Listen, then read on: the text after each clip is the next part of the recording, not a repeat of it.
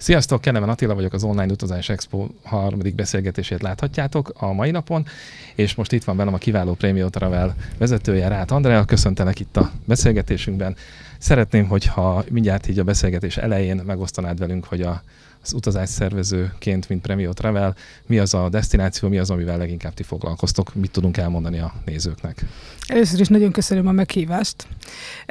A Premio Travel kulturális körutazásoknak a szakértője, mondhatom ezt, 15 éve dolgozunk itt Magyarországon, és gyakorlatilag a tömegturizmusnak azt az vonalát visszük, ahol nagy mennyiségű embertömeget utaztatva, ugyanazzal a programmal most már közel 50 desztinációt járunk végig.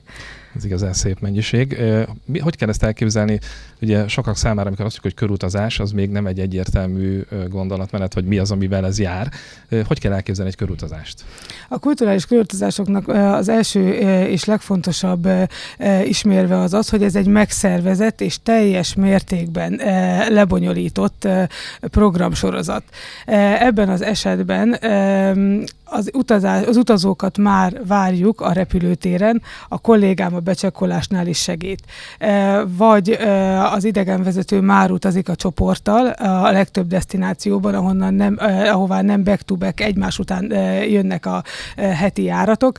Az idegenvezető elkíséri őket, vagy a repülőtéren várja, beszállnak a buszba, és onnastól kezdve gyakorlatilag addig kíséri az utazókat, amíg fel nem szállnak a repülőgépre. Csak és kizárólag repülős utazásokkal foglalkozunk. És ami a legfontosabb még emellett, hogy nagy területet járunk be. És ez a kulturális körutazásnak a legnagyobb ismérve, hiszen 2-3 napra egy-egy várost meglátogatni gyakorlatilag már túl nagy nyelvtudás nélkül, hiszen a technika már jelen van az életünkben, meg lehet tenni. És nincs is arra szükség igazság szerint, hogy csoportosan tegyük meg ezeket az utazásokat, de akkor, hogyha valaki egy-egy területet szeretne bejárni, hogy onnan később végig gondolja azt, hogy mi az, amit tematikusan még inkább meg szeretne nézni, ahol be szeretne tekinteni az ottani lakóknak az életébe, hétköznapjaiba, ahol több időt szeretne eltölteni, arra egy kiváló alternatíva a kulturális körutazás. Ezt egyébként alá tudom támasztani, mert volt szerencsém veletek egy törökországi utazáson már részt venni, és ténylegesen ott több desztinációt érintettünk, és ami nekem nagyon megmaradt, az pont az, hogy ha egyéni utazóként mennék valahova, akkor mindenből egy kicsit kapok, készül egy fényképem, de igazán nem tudok elmélyülni abban, ahol vagyok, hiszen nincs hozzá az input, amit ilyenkor egy körutazáson viszont tőletek megkap az utas. Így igaz. A körutazásnak vannak hátrányai, és nagyon sok előnye. És, hogy egy kicsit bonyolítsam a dolgot, a hátránya szinte az előnye is. Ha valaki kulturális körutazásra adja a fejét, akkor meg kell barátkozni azzal a gondolattal, hogy vége az individuális döntéseinek, és oda kell mennie, ahová gyakorlatilag az út viszi, és ezt nem magától kell megtennie, hanem maradék 25, 26, 27, 30 utassal együtt. Ez a hátránya a dolognak, de azért bátran állíthatom, hogy nagyon sok barátság szövődik egyébként ezeken a körutazásokon, összeismerkednek az emberek, és nagyon jól érzik magukat, pontosan a közösségi szellem hatására. Emellett, ahogy mondtam, nagy távolságokat járnak be. Nem mindegy, hogy ezek a buszköltségek, ezek 30 emberre osztódnak el, vagy pedig kibérlünk egy autót, és azért tudjuk, hogy azért ez sem olyan egyszerű dolog, amikor nekünk kell vezetni, nekünk kell parkolni, az nem olyan egyszerű. És a nyugalomban gyakorlatilag, ahogy felültünk a buszra, onnastól kezdve semmi dolgunk nincs. A látnivalóknál szállunk ki, és egyszerűen ez lehetővé teszi azt, hogy 3, 4, 5, 6 városba egy törökországi, ahogy említetted is, egy kappadókiai utazásnál gyakorlatilag 600 kilométert megtekintve, és végigmenve a városon, a tengerparti részeken, gyakorlatilag az ország belsejébe, ahol az igazi élet történik, oda is betekintés nyer az utazó. Illetve például, ha csak Törökországnál maradunk, egy Likia partvidéki túra, túrán a földközi tengertől teljesen az égei tengerig vezet az utazónak az útja, ami rengeteg történelmi látnivalón keresztül vezet, gyönyörű természeti tájakon, a Taurus-hegységen keresztül, ami egy óriási élmény, és egyedül kivitelezhetetlen. Hát igen, és most, hogy említetted így a nagy területeket, ugye nyilván akkor a törökországi utazásnál, amikor az utas elutazik Budapestről, akkor megérkezik például, mint ahogy én is Isztambulba, és akkor ugye Isztambulból indulva busszal járja körbe ezt a térséget, és a végső desztinációból pedig hazarepül. Ugye abban az esetben, hogyha nem Törökországról beszélünk, akkor egy ilyen típusú körutazást még hol érhetnek el az utasok? Hova utaztattok még? Ahogy mondtam, 49 úti célunk van momentán. Az 5 fő desztinációnk az Dubáj.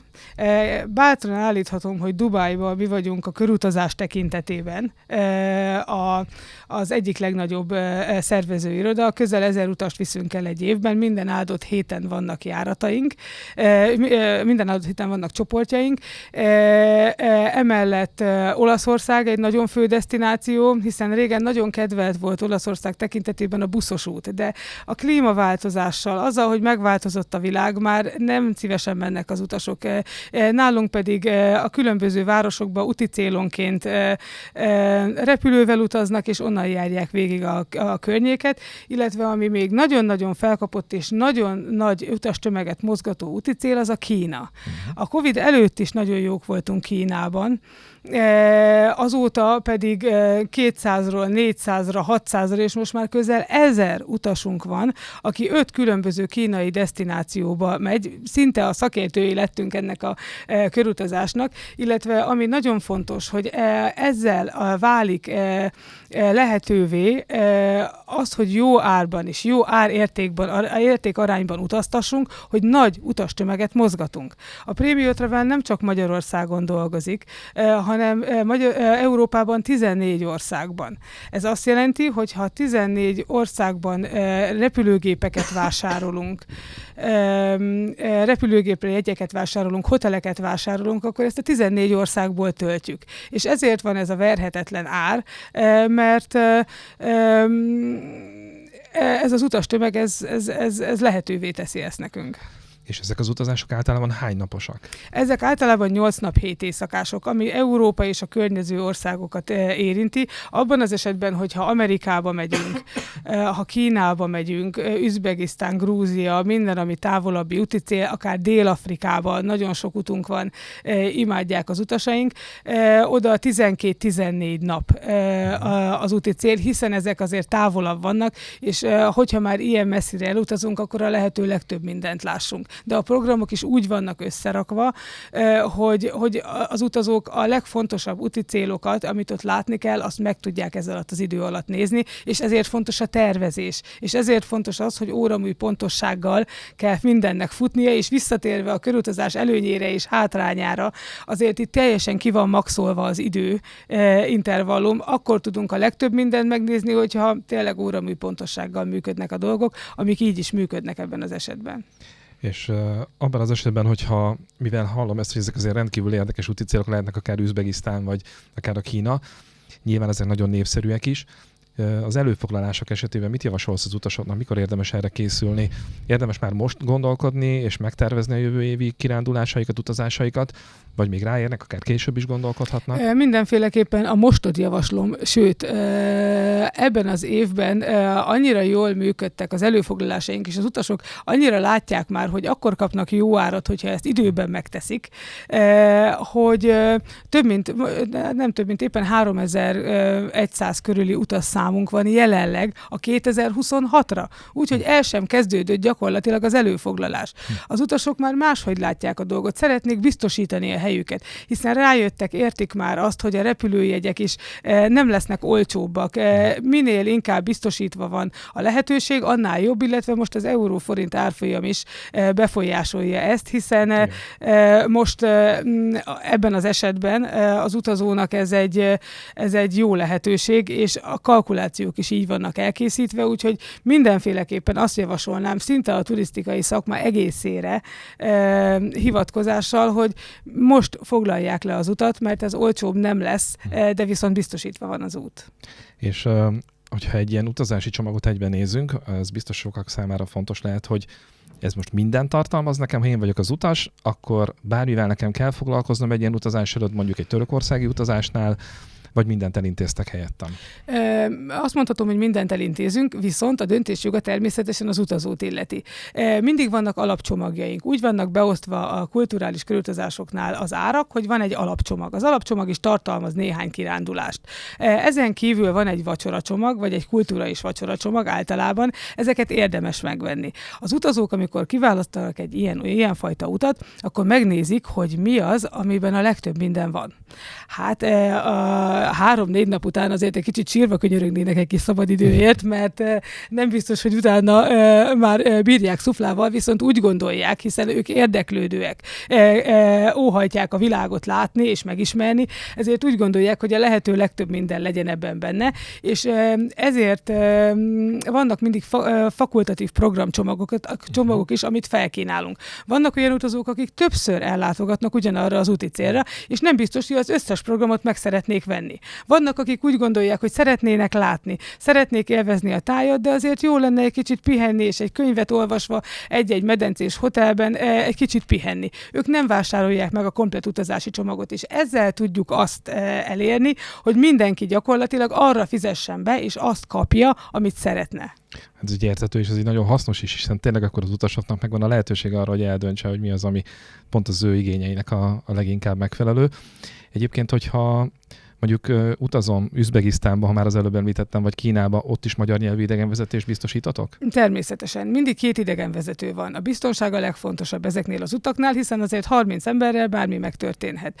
Ezért mindig van egy helyi idegenvezető ott, aki nyilván a helyi nyelvet beszéli, és aki otthon van és mindent el tud intézni, illetve van nekünk egy idegenvezetőnk, akit mi kiküldünk a csoporttal, és ő az, aki gyakorlatilag a magyar utasoknak a gondját viseli, úgyhogy mindig 2 vannak, és gyakorlatilag Magyarország azért nem egy nagy turisztikai piac, ugyanazzal az idegenvezetővel dolgozunk mindannyian. Ezek az idegenvezetők nagyon jó idegenvezetők, beleássák magukat ezekbe az országokba, kiváló ismeretekkel rendelkeznek, folyamatosan fejlesztik saját magukat is, folyamatosan figyelik azt, hogy ezekbe az országba évente legalább 1-2-szer, ahogy elvállalják ezeket az utakat, visszajárjanak azért, hogy folyamatosan képben legyenek azzal, hogy mi változott az országban. Illetve ők megtanulták azt, hogy hogyan tudják ezt az országot bemutatni.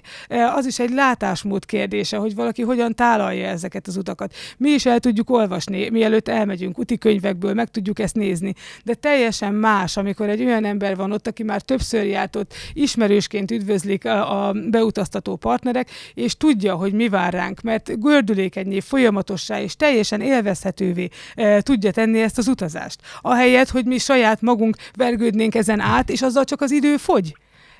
Úgyhogy azt gondolom, hogy ez egy kiváló lehetőség. Ezzel egyetértek egyébként, és azért is támogatom ezt, mert valóban sokan az egyéni utazásokat választva abba a hibába esnek, hogy sokkal kevesebbet kapnak abból a régióból, ahova elmennek, mint hogy egy ilyen szervezett útra mentek volna.